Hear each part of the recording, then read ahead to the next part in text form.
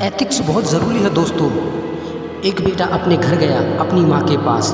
उसने माँ से बोला, माँ आज मैं एक बहुत बड़ी दुविधा में हूँ। तो माता ने बोला, क्या हुआ? बोला, माँ आज एक ऐसा काम करने के लिए बोला है जिसमें पैसे तो बहुत हैं लेकिन मन गवाही नहीं देता। जिसमें पैसे तो बहुत हैं लेकिन मन गवाही नहीं देता। माँ ने बोला, बेटा मैं इतनी पढ़ी लिखी तो हूँ नहीं कि मैं तुझे सलाह दे सकूं, लेकिन एक बात तो जानती हूँ कि रोज़ सुबह जब मैं तुझे घर में जगाने आती हूँ ना, तू बहुत आराम की नींद सो रहा होता है। कभी ऐसा ना हो कि मैं तुझे जगाने आऊँ और तू जागता हुआ मिले। माँ तो कितनी समझदार है। माँ बोलकर चली गई। माँ बोलकर चली गई और बेटा बोला, माँ आई गॉट आंसर। और बेटा बोला माई, और बेटा बोला माँ I got my answer. Never in your life कभी अनएथिकल मत होना दोस्तों, कभी अनएथिकल मत होना, है ना। तो कभी अनएथिकल एक्टिविटी में इन्वॉल्व मत होना। आपने नाम सुना है राजा जनक? बहुत इम्पोर्टेंट चीज़ समझाता हूँ आपको, चलो। सुना है ना आपने?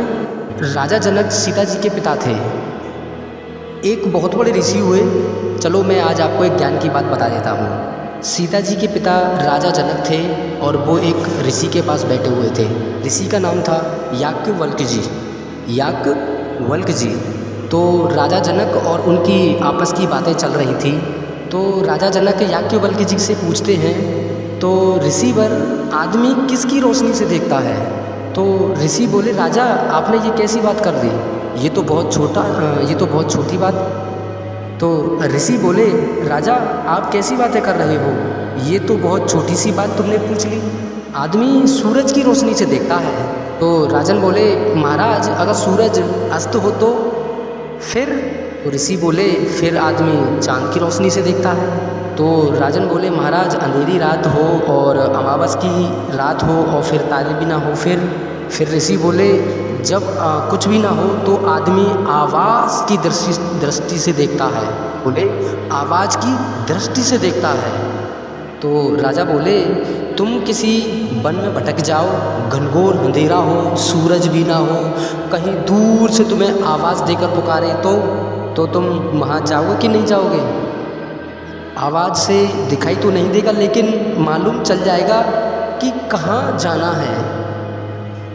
फिर बोले, अगर कोई आवाज़ भी ना हो तो?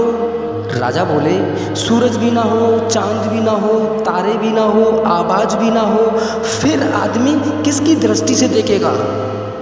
उस वक्त ऋषि ने जवाब दिया, उस वक्त ऋषि बोले कि आदमी उस वक्त आत्मा की नज़र से देखेगा, जो कि होती नहीं है। और बहुत अच्छी लाइन उन्होंने आपके लिए लिखी जो मैं आपके लिए लेकर आया हूँ।